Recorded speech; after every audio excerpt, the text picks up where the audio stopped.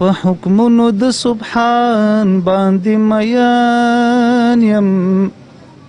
په نوم حضرت انسان باندې میان یم، نه قومونه نه خیلونه نه سمتونه، زه په ټول افغانستان باندې میان یم.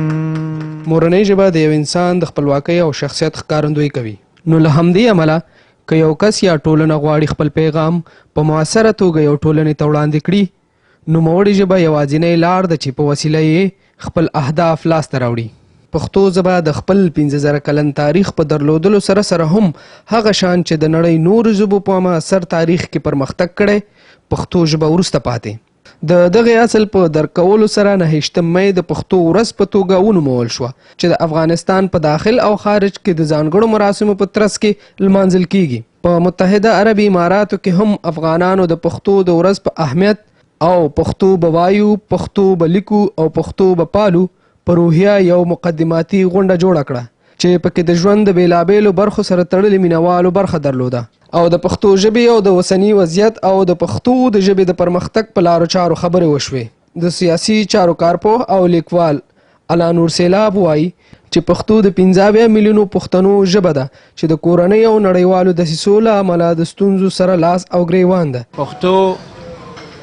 باید ځان ته خپله لاره جوړه کړي، پښتو باید ځان ته یو منبر ولري، پښتو باید نور د دغه حالت نه راووځي چې په خپل وطن کې په خیرات شپې کوي. پښتو د افغانستان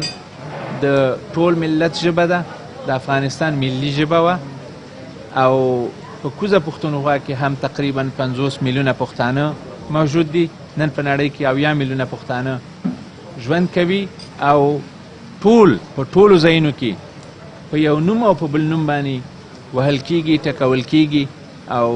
د پرمختګ مخه یې نیول کیږي.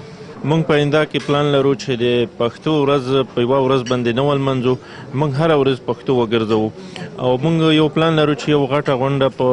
انشاءالله په لنډ وخت کې به موږ برابره کړو چې هغې ته به د افغانستان نه کارپوهان، سیاسي شنونکي او د پښتو ژبې